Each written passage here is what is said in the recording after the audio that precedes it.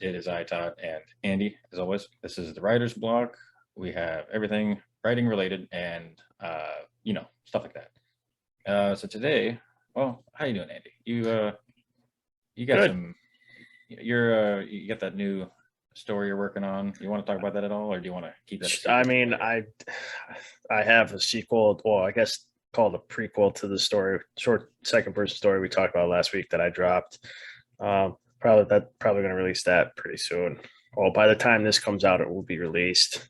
Okay. Um, Hopefully, it gets a little bit more views than this last one. But if people are listening to it and don't know about it, they should read the first story first and then the second one because it would make more sense that way. Kind of ties everything together. And then hopefully if they both work out okay, I'm going to try to do a third one. I have an idea in the back of my head to do a third one, but So I don't know if I should do that regardless of what people say or I hold say go off for it. on it. Might as well build a franchise out of it. Yeah. Get a Netflix adaptation. I don't know if you can really do that. You can make a 5-minute mini movie, but I mean, that's it. honestly, the first one, Irrational. I mean, that would make a really good short film. I mean, it would just take a few minutes just to show the raw emotion and the loss and all that stuff. But maybe someone out there will make a short film on it, and it'll all work out.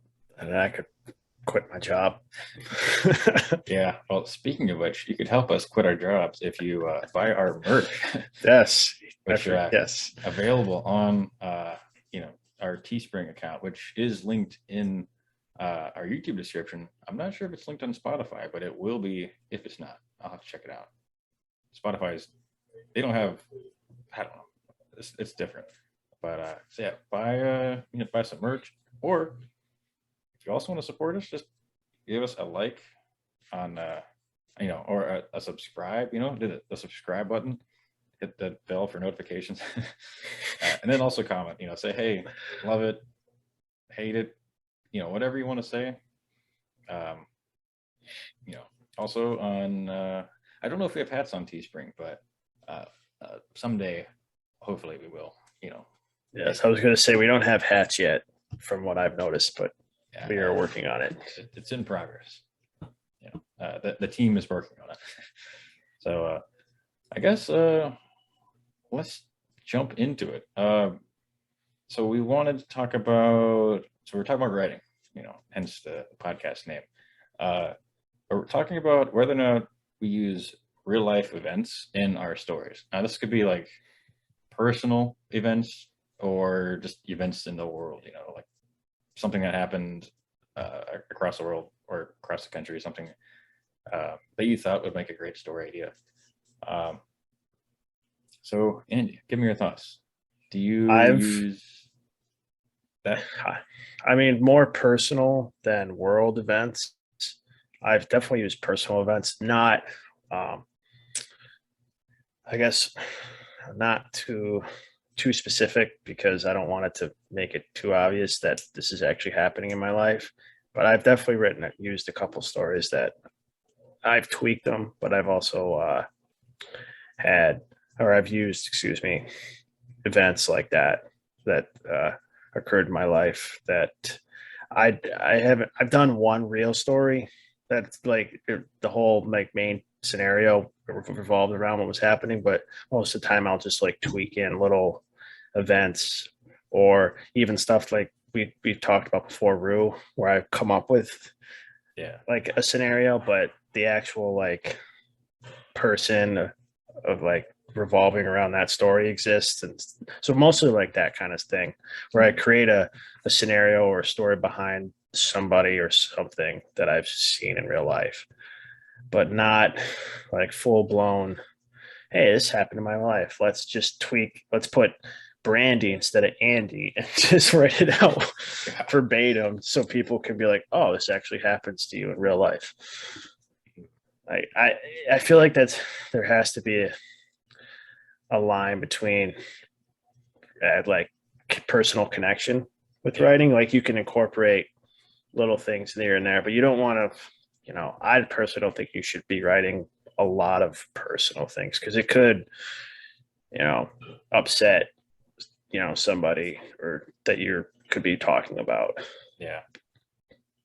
Yeah, I can agree with that. I think if you write about like really personal things that have happened in your life, you have to be really careful. And also you have to be really I don't know if this will like sound right or not, but like emotionally like mature, I guess. Like you have to be in a good like mental framework if you're talking about something that happened that's really, difficult or was difficult. Because you don't want to really, at least you don't want to publicly write about it if you're not um if you've not moved past it and if you've not kind of gotten over it, if that makes any sense. Like it would, like for example, like if somebody in your family died that you're really close to, or and then the next couple of days you're trying to write a story about, like you might not, you might end up regretting some of what you write, or you might end up not feeling comfortable with it. If that makes any sense.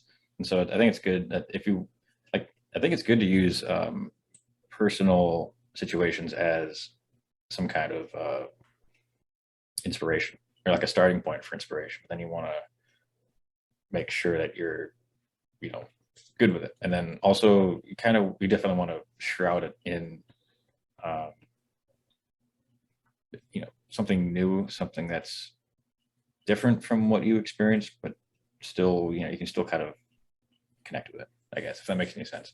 Oh, that makes sense. I can agree to.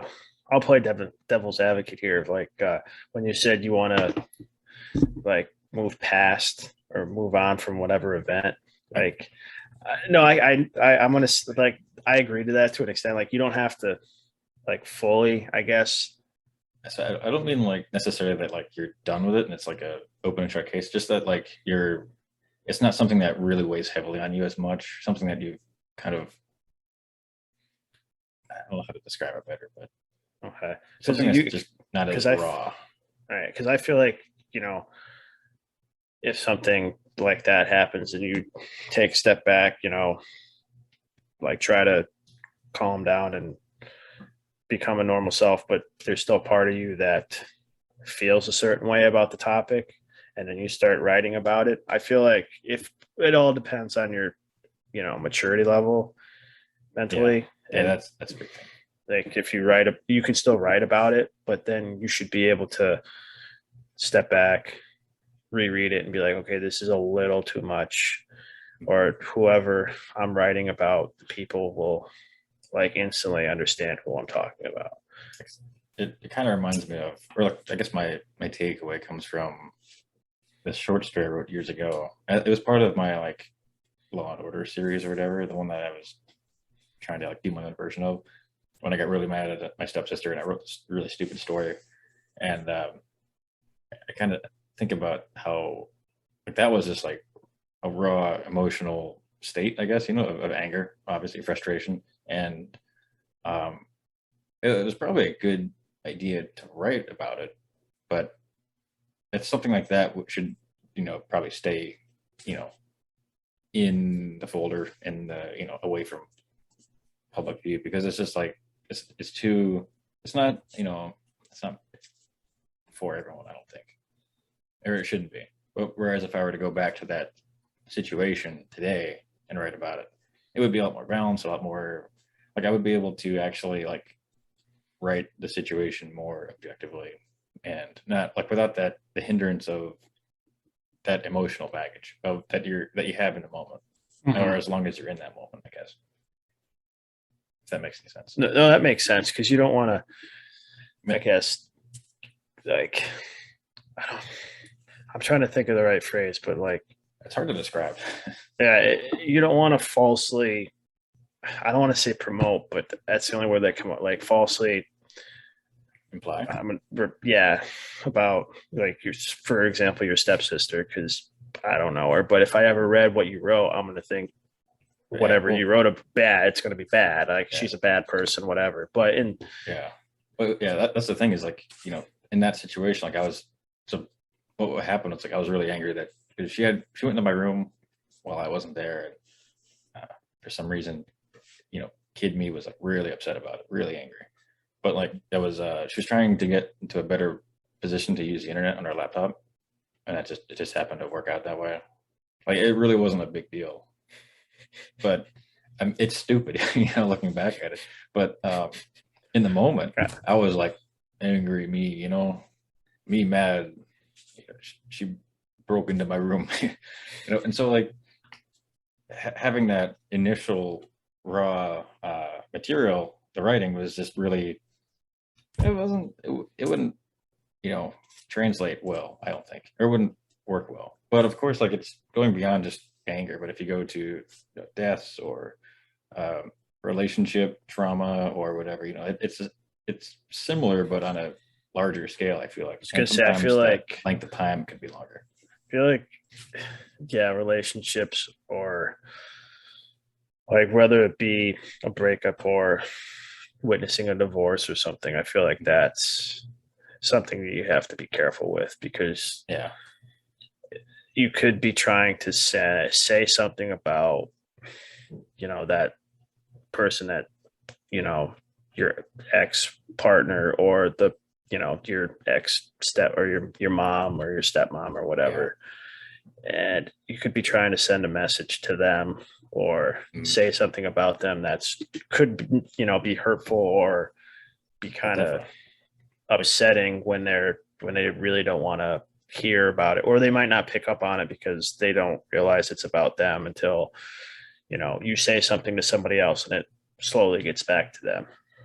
Yeah, a lot of my writings, actually, I think all of them incorporate divorce because my parents divorced, and so it's easier to write about. But also like that divorce, like I'm it's not something that keeps me awake at night. Like it's something that I was pretty young when it happened, so I it was gonna wasn't say, that big a what? deal. How old were you when it happened? Like 8?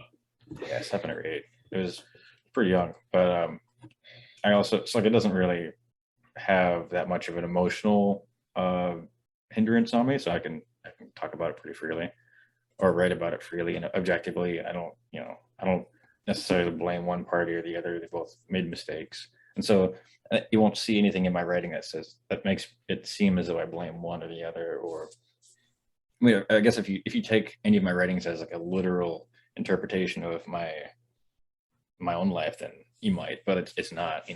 I take my own experiences and I kind of uh, put them through all these filters of different character development, all this stuff.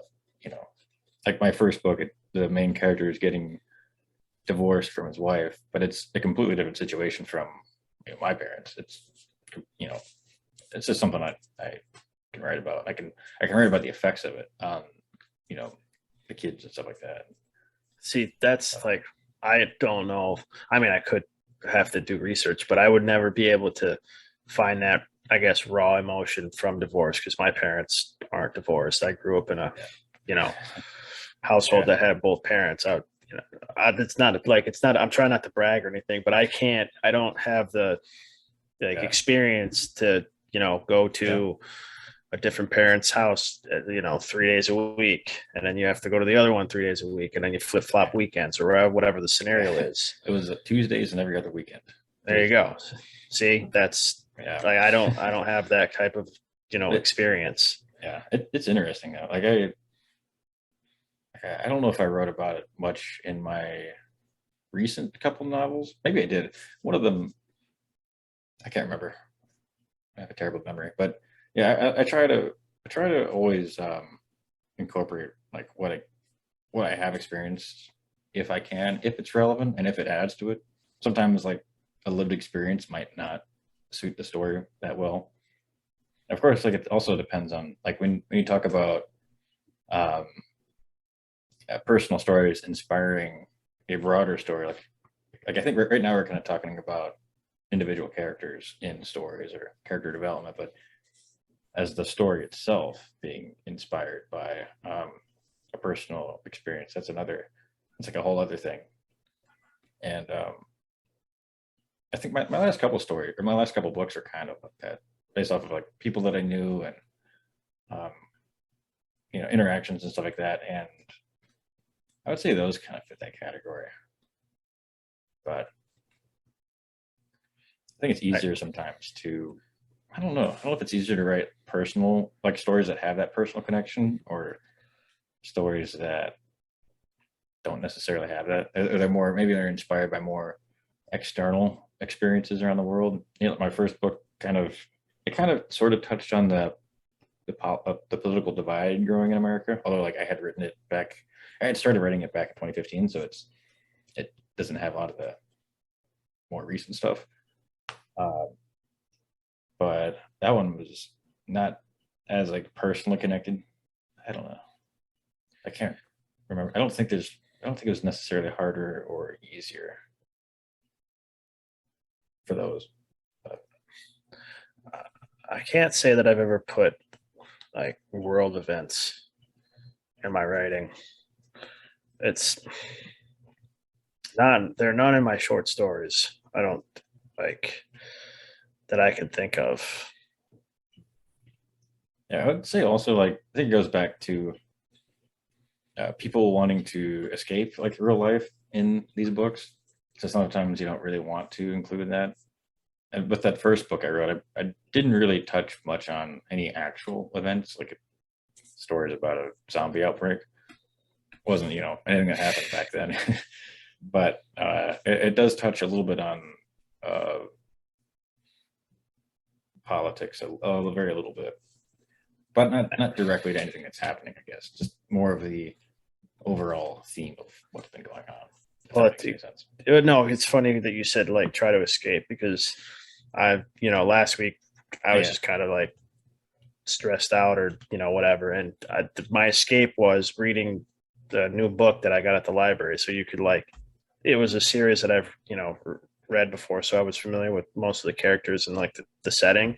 So it kind of like you plug my like headphones in and kind of just read, and it kind of like relaxed me for however many half an hour, just to like you're not really focusing on what's going on outside of your in real life. You're just focusing on what's going on inside the book, and that's kind of how I want to make my novel eventually, like someone that could take it like a break from real life. And like, even though if I have personal or world experiences that are like incorporated within the novel, but they can like take a break from reality and just relax. Like, that's just me though. yeah, yeah. It kind of touches too on something we talked about either last week or 2 weeks ago about whether or not books should be kind of like clean, like not clean, but whether or not books should avoid the harsh realities of the world, or whether or not it should be kind of escape. You know, but I'm not I really sure can't. what's going for that. Well, I mean, how, when you read, do you read, well, it depends on what type of books you read. Like Yeah, when I read crime novels, obviously sometimes they're in like real city towns, or they're towns that are made up but use outside cities as like bordered for the same state or whatever. yeah, So you're kind of in the real world, but you still cross that line from reality to fiction, where it's like, okay, this could like mimic a town or something like that, but it's not real. So you just like, okay, I'm in some sort of you know different scenario or world. Like, I guess that's probably fantasy would be the most, in my opinion, most I don't know where I'm going this with this, but most, or maybe easiest way to get away from reality. I mean, that sounds kind of that's a lame take, but it's, I mean, you read Lord of the Rings or Harry Potter, and obviously those worlds don't exist yeah. except for in Universal or wherever they have Lord of the Rings theme I, park land or whatever. I think it depends because like those worlds can still have the same difficulties that we have in this world, Mm. even though they're fictional worlds. Just like actually some books that are in the real world can completely ignore, like inequalities or whatever that happen, to write a sort of like fluffy novel that sounds and feels better. Like books where everyone is doing great and there's nothing bad happening. You know what I mean? It's books where there's very like the only conflict might be that high school bully that took your Butterfinger bar, you know. But besides that, that's, you know, everything's great. You know, you got a nice mansion or something like that, nice big fancy home, and And see, I don't incorporate stuff like that. Yeah, I want to make my book like to realistic. take a step away, like yeah, well, take a step away from like real world events so they can relax, but also it's like, okay, we've talked about this before, how you're not, it's not all sunshine and rainbows, Yeah, and there are no pot of gold at the end. Like yeah, things will happen in real life, or people will die. It's yeah. just how it is. No escaping So it. there, unfortunately, there's not. But like you I, can try your best, but I mean, crime novels, real life crime still happens. yeah, But this conversation took a dark turn. it did take a dark turn. I don't know. Like I guess what I was just trying to say is like the way I try to de-stress myself is I realize is trying to get off the internet and see what's actually going on, and like seeing all the, you know, tensions between political parties or just each other in general, and watching everything, you know, Yeah, take a dark turn or whatever, just to try to escape for a little while, get off my phone usually. Because sometimes my smartphone tells you what your screen time is every week. And when I see it's up like 20%, I'm like, okay, this needs to like relax here, get time to off take a your break. phone. Yeah. As my mom says, get off your phone and read a book. She used to always say that. It's, depending on what you're looking at on your phone, it could be a smart call. Mm. So that actually kind of gets me thinking. So some people, they try to minimize, I guess, some of the harsher realities of the world in their novels, and some attack it directly head on, usually to probably try to promote some kind of goal or cause. And so I guess that brings me to my next question of, do you use writing to further a cause or a policy goal or some preferred world view, I guess, you know? See, I've never. This is the question more up your alley. I've never claimed myself to be political. I've never really tried to pay attention to all like political as an example, Yeah.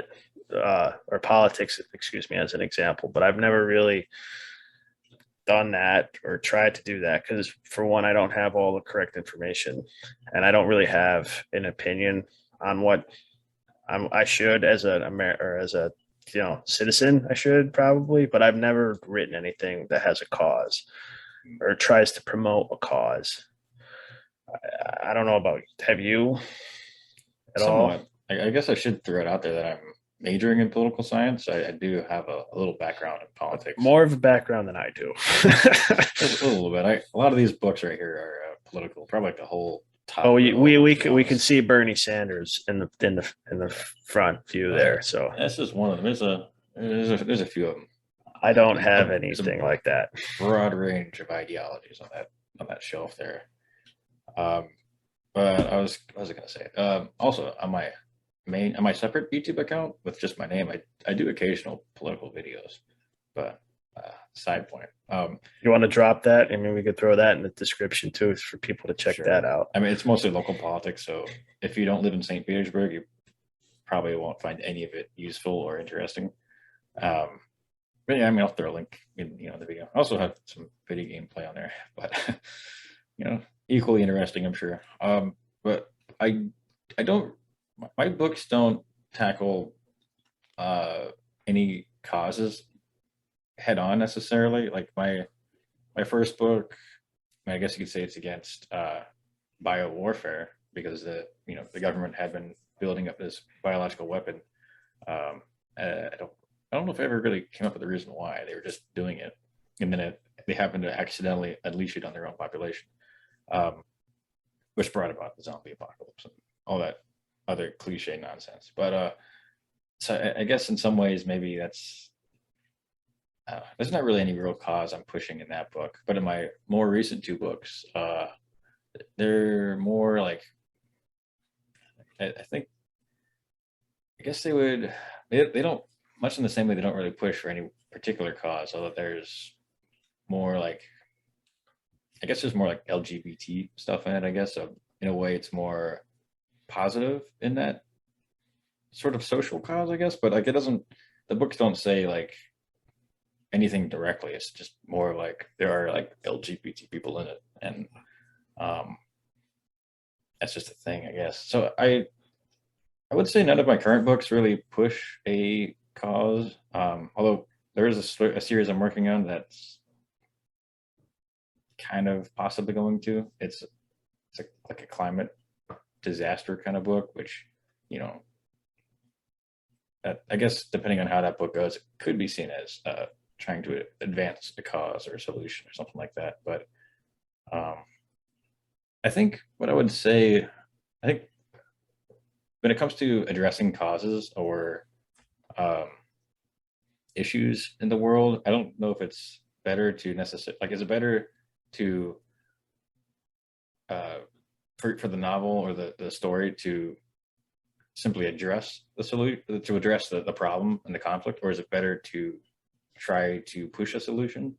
Or is it like the part of me think part of my thought process is if I just show the problem, and this is kind of how I'm looking at the climate book I'm looking at. If I show the problem as its whole in its whole, I guess, then theoretically the reader themselves could try to think of a solution to the idea, as opposed to me trying to say, "Hey, here's the solution." Because I mean, honestly, like for the whole climate situation, I don't know the solution, the perfect solution, anyways. Or same with like any issue, whether it's social causes or any political causes. It's a lot more difficult than I think a lot of people realize. And so I think just getting people to think about conflicts and issues and any particular cause is probably a good start, but that's only if you want to also, which, kind of brings us to like the second part of that question, which is should you write about causes and should you try to further, you know, certain goals like,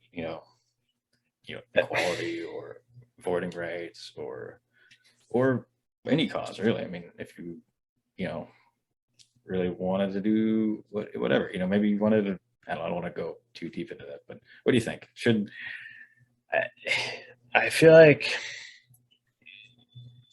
if you felt like you needed to or should, then you should make sure you have at least the minimal amount of, factual definitely, yeah, stuff. Like you can't just, even if it's fiction, you can't just be saying yeah, whatever you want.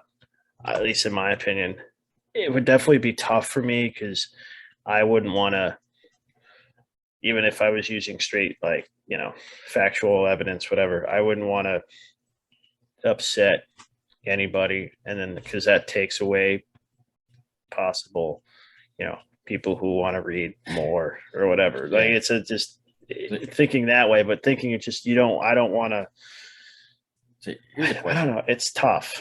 It really So is kind of tough. for this climate book that I say I'm working on it, but like I don't really have much of anything done on it. I just have just an idea, some words on a paper. But so the main idea, the main plan actually is to take, this 100-year projection of what's supposed to happen and the consequences, the quote unquote butterfly effect of global warming. I want to take that and kind of shrink it down a bit. It's like some of the more harsher consequences aren't supposed to happen. Like harsh as in like it's too hot to live, immediate heat strokes and stuff like that. Um, it's not supposed to happen for a little while longer. But I'm thinking of bringing it, a lot closer. Like so in this novel, basically, if I distort the time frame to make it appear as though it's happening sooner. I mean, I'm not necessarily saying I don't know, like, and when it comes to these books, like I don't know if you follow the science word for word, or like if you follow it, specifically, then I'd have to. I don't know. Like, I guess is it bad to kind of move stuff around?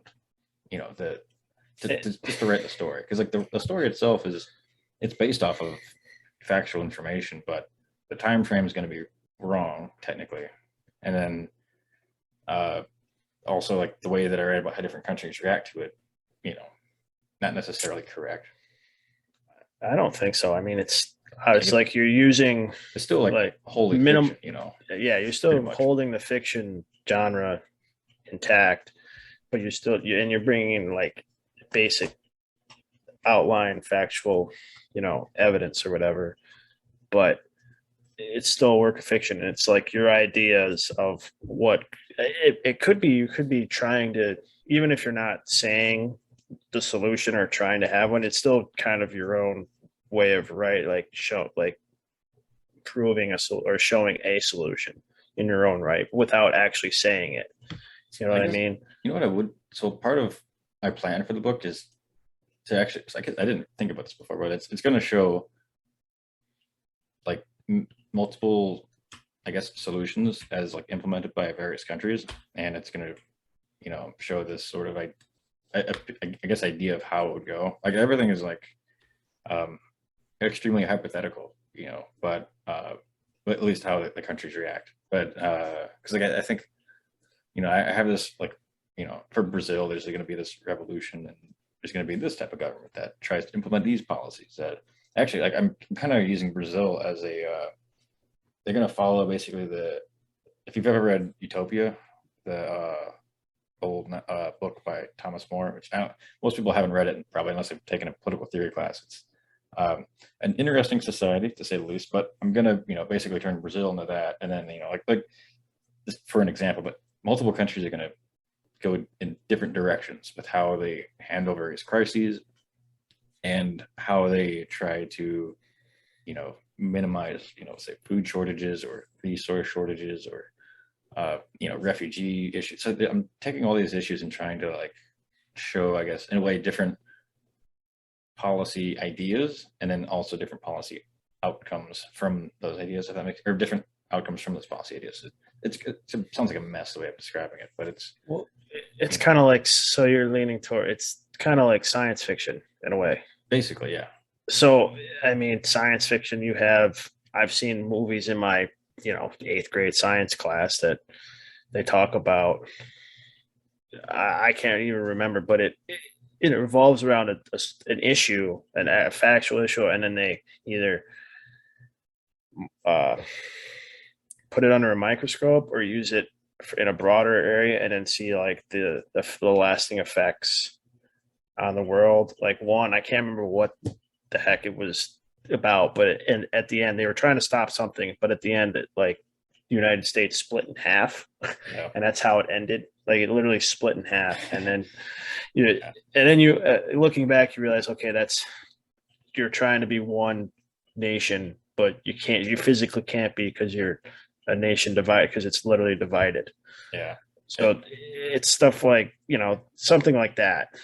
Yeah, I still haven't decided what will happen to America in this novel. I mean, there's so many different ways to kind of, because the novel itself, it takes place either in the 2040s or the 2050s. I haven't decided yet, but if you look at the trajectory of where America's going, I mean, it's I don't I don't want to speculate what America is going to be like in the 2040s in our timeline, but in this other sort of fictional hypothetical timeline, it's probably not going to be good. So I don't,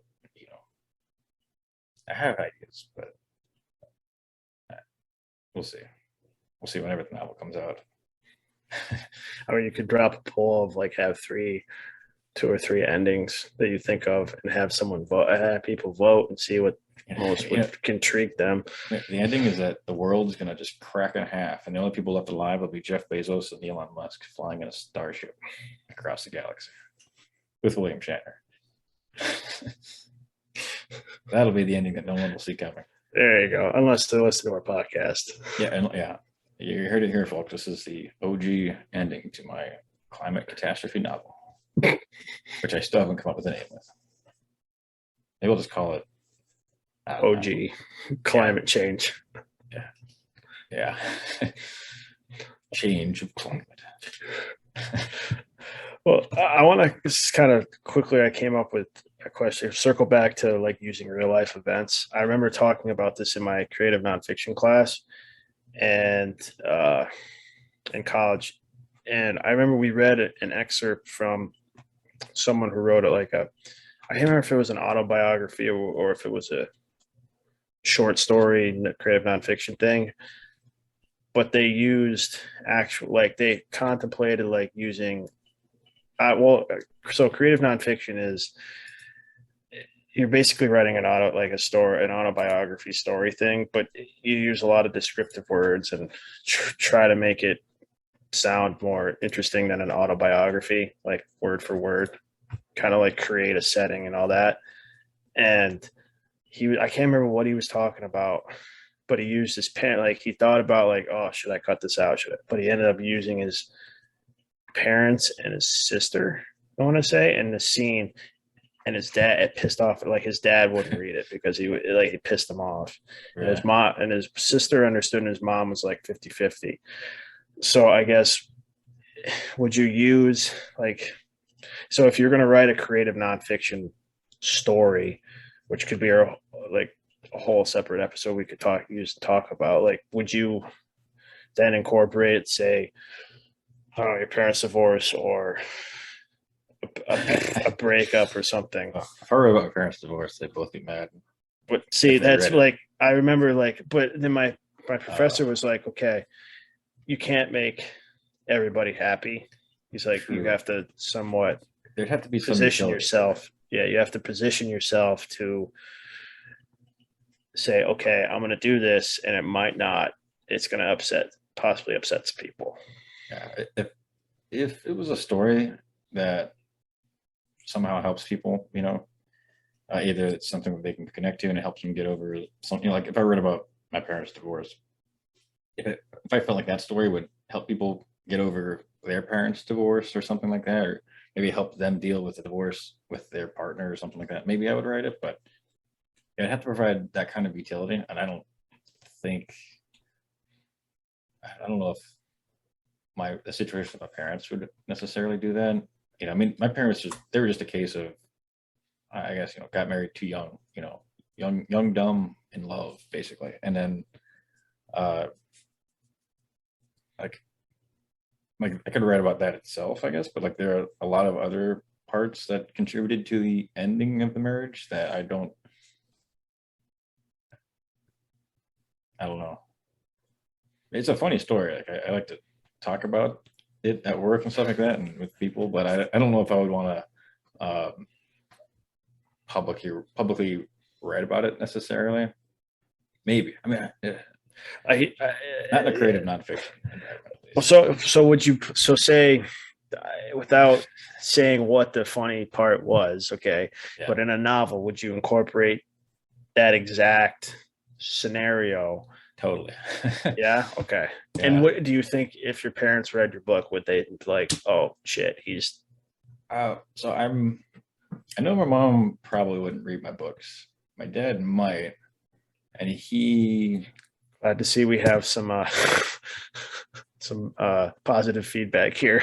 Well, yeah, I love my mother, but she doesn't read a lot. Okay. Yeah. All right, that's fair. And I would never be like, read my book, I would say my dad, I don't even know, like, so my dad would, I don't know what my dad would think about it, to be honest. So, okay, so I guess, so if you just not even know, but wrote that, like, hey, this is going to be a scene in my book, and you handed it both to them and they read it, would they be like, Todd, this is exactly how I got divorced? What the hell? I don't know. I really don't know. My mom probably wouldn't care about it too much. Would she know that you were talking about her? I don't know. Maybe. I mean, it's the one thing I got on my side was that all this stuff happened in 2002, and that was 19 years ago. Yeah. So almost a decade now. Yeah. 2 decades. Sorry, excuse me. Yeah. I mean, I don't know. Honestly, like, I almost want to do it just as an experiment, a social experiment, to see if they would actually recognize it. I mean, of course, like, at the same time, like, a lot of the information that I have comes from them. So I'm still not 100% sure exactly what the true story is, so. I know we touched about your divorce a lot today. I apologize for that, but it's. I don't mind talking. I don't mind talking about anything. Yeah. I think it goes back to the whole being like emotionally mature about it, I guess, or emotionally like being on level-headed, it's, like it's obviously when I was a kid, I was like, oh, maybe they can get back together, but like as you grew up, you realize that some people just aren't meant for each other, you know, and it just is, and that's where I've been at for a while. So I don't care. You know, it's a it's a thing, but yeah, I don't know. It would be interesting to see if they could, see that it was them that I was talking about in the stories. I mean, you know, if they ever watch this episode, they're probably going to ask me all about it. Like, what do you think happened? What's your what's your takeaway? yeah? What's your dad tell you? What did your mother tell you? Is that, you know, I'm also intrigued to see if I do a short story of something like not verbatim, but if something like in my personal life actually happened and made it like fiction and put it out there and see if anybody like would understand. I guess, but it also depend if the odd like if the audience knew the situation. So if like say one person didn't read it, and then I guess the one person it really or a couple group of people that it kind of was talking about didn't read it, then it wouldn't matter. It all depends if like if the audience, there's certain audience reads it or not, without like saying, "Hey, this is about you. What do you think?" Can you tell? I my last couple books, like I think the mother, the stepfather, and the daughter, they're basically taken from my stepdad and my mom and my sister, and like I've mentioned in previous episodes, like that's I use them as a starting point, and then I just build off away from them, and so they're not at all the same person. But I do wonder that, like, if they read some excerpts from them, if they would think, wow, this sounds a lot like me, or like this is something that I would do, or something like that. We kind of talked about this in one of the first like couple Yeah. episodes. We talked about like incorporating self image, I guess, within your characters, or Yeah, like saying, oh, he's 6'1", tan from lives in Florida now, but he's a cop. You know what I mean? I mean, not just self, but just people in your life. Like if you describe, say, I guess a girl that you like, and then you have like the character not have like the same exact physique, but you have like hazel eyes, brown hair, kind of the same height. You're like, okay, hold on a second. Are you talking about me? You know what I mean? Yeah. It's yeah. I mean, I do think, I don't know. Like, to be honest, this is probably one reason why I don't like market my books to like people that I know. It's because I'm like, I don't know what they're gonna think about this if they do make that connection. But I do think I think it's vague enough and ambiguous enough where you could read the story and not know that it's you. But if you're really intuitive, you might be able to. And you could also say no. Yeah, I mean, different name. Yeah, I mean, yeah, it'd be interesting. Like, part of me wants to actually like see if people can figure it out, but I also I'm slightly terrified by that idea. So I was thinking the same thing. Like if I tried to write something that just directly connected to me in conflict, and the person or people figured it out, it's like, how would they react? yeah, Like in my head, it would be bad. But in the story that I would, if you would read, you're not, unless you're depicting them as a terrible, like, yeah, devil like human being. Well, so I did portray my stepdad. Well, the version of my stepdad, I didn't portray him very positively. Okay. But he wasn't the most. I mean, I don't know how to talk about. He actually passed away recently, so I don't want to speak ill of the dead. But he wasn't like a perfect soul. So in some ways, I was true to character. In some ways, but also like it wasn't him. It was a version of him, and then distorted in this other world, in this other universe, I guess, and then with some new characteristics. But I think honestly, if he read about him, he'd probably be like, "This is me." It was kind of spot on because he was a unique character. I'll say that. Uh, but maybe I should stop using people I know as inspiration. Well, but like even the people I don't know, I still have used. You know, like we circle back to Rue. I just person I saw on the street walking her dog. Here you go. Here's a scenario that I've come up with in my head that could be real. That's like the interesting thing about like for my first novel, the one about the zombies. Like I think I don't know if I think maybe in that novel too, the wife is somewhat sort of kind of like my mom, but it's so far removed from anyone that I know, and it's like a polar opposite from like the last couple I wrote, where there's a lot more characters based off of people I know, And so it's weird how like I can write novels either way, but like this climate one, I have a handful of characters that I know of that are going to be in it, and none of them are based off of anyone that I know in real life. They're just constructions. Like in my novel, constructs. I don't really have none of the characters are really based off of anybody. Or even like that horror series I was thinking of doing, the Sound of Silence. I don't know if I've talked about it a whole lot here or not. It was the series. There's the novel that was very similar to Carrie by Stephen King. Oh yeah, we did. Yeah, you've touched. Yeah. Like way too similar. Which I don't remember if you ever said the actual title, because when you said that, I was like, oh. Yeah, so never. What was the sign? So it's called The Sound of Silence. That was the original title, and it was actually that was the original title, but that's the working title. But I wrote this whole outline out. But then I decided to read Carrie because I heard that it was similar. Yeah, you have touched on this before, it was way too spot on. If I were to write that story as I had it planned out, it would sound like a ripoff of Carrie, almost completely.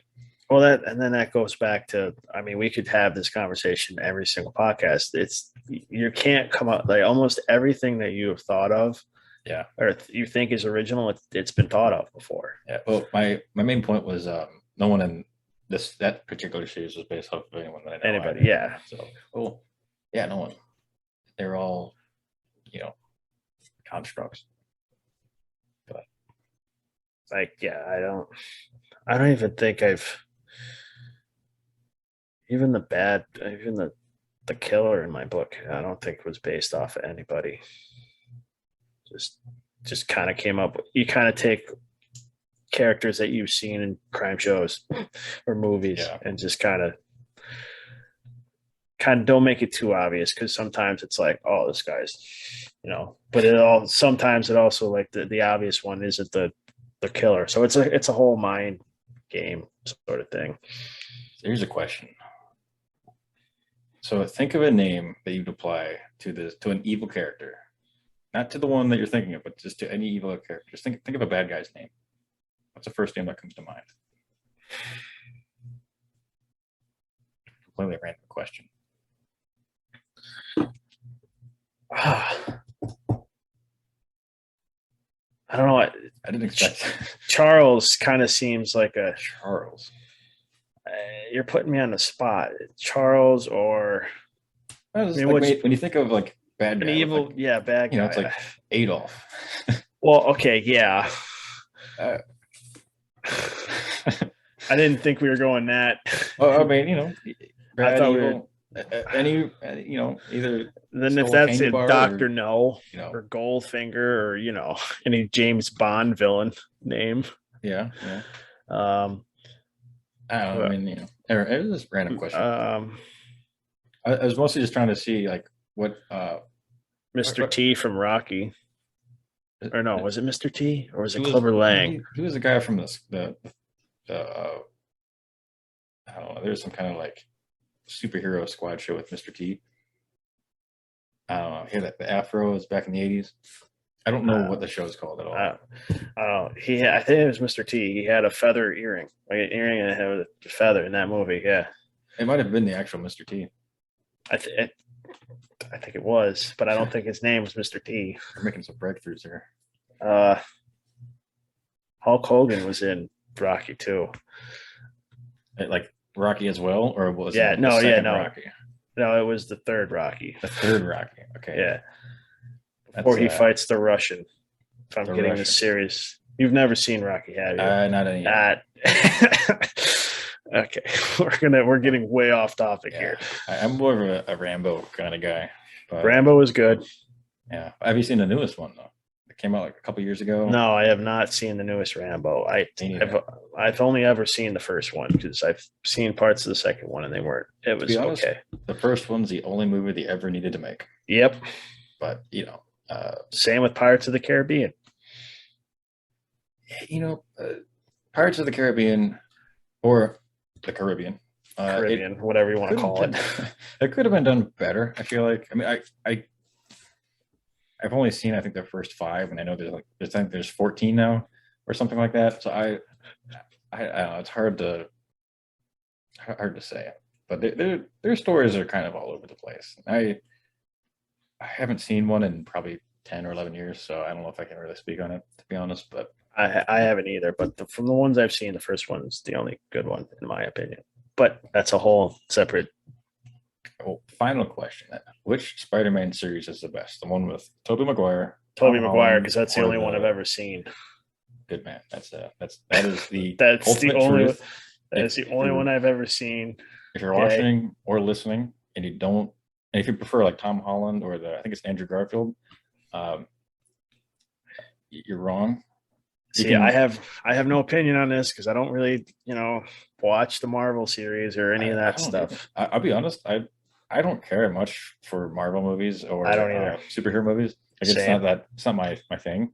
But I like this. Like I do like the Spider-Man movies. Like I only because I had seen the Tobey Maguire ones as a kid. Not to be honest. There's a new Spider-Man movie coming out either later this year or next year, and they bring back a bunch of characters from the original Tobey Maguire one. That they call them the Sam Raimi films because he directed them. But I'm actually kind of excited. I'm excited for it. But it's more of a nostalgia thing though than a I love superheroes. I'm not a big movie guy either. So really, yeah. Another day, another topic of conversation for another day. Interesting. Yeah, definitely for another day because I think we're about to hit the 2-hour mark. So I guess we'll wrap it up. If you've been watching or listening, we appreciate it, especially if you are still watching or listening, which most people tend not to do. So you are one of the select few. You're part of the VIP group of Writer's Block viewers / listeners, and we appreciate it. So as always, we do. You can find you can find our social media stuff in the description. Oh, actually, it's not in the description. It's on the main page. Maybe I should put that in the description. Maybe that would help. Yeah, or a comment, or both. Probably the more the merrier. Yeah, I mean, I need to start putting this stuff on Instagram and Twitter more than I do. Yeah. We should definitely be promoting this stuff on not just the Writer's Block Twitter, but our Twitters as well. That would help because I think we've got how many followers do we have on the Writer's Block Twitter one? It's probably including us 5, not including us 3. So I think our own personal accounts will probably get a bigger audience or a bigger reach. Maybe nobody on my Twitter accounts ever responds to anything that I put out there, so we're not very good self-promoters. We need to work on that. Yeah, we need to use the threat of violence. That will get us what we need. I guess that's one way to look at it. I'm just kidding. I'm against violence. Don't demonetize this video or this audio. Check out all that stuff. T-shirts available now. Check it out as well.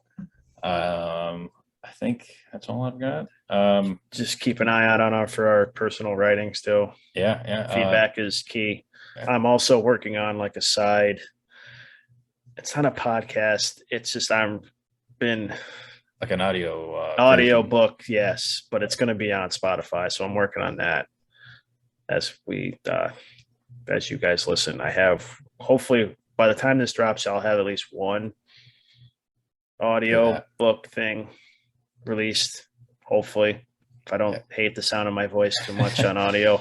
Just don't think about it too much. When you're recording it. I used to hate the sound of my voice, but I've gotten used to it somehow. I think editing just it does that to you. But yeah, be on the lookout for the prequel to Irrational coming out. Hopefully by the time this video Should be out by the time this video drops. And then that maybe by the time this video drops, there will be a third one.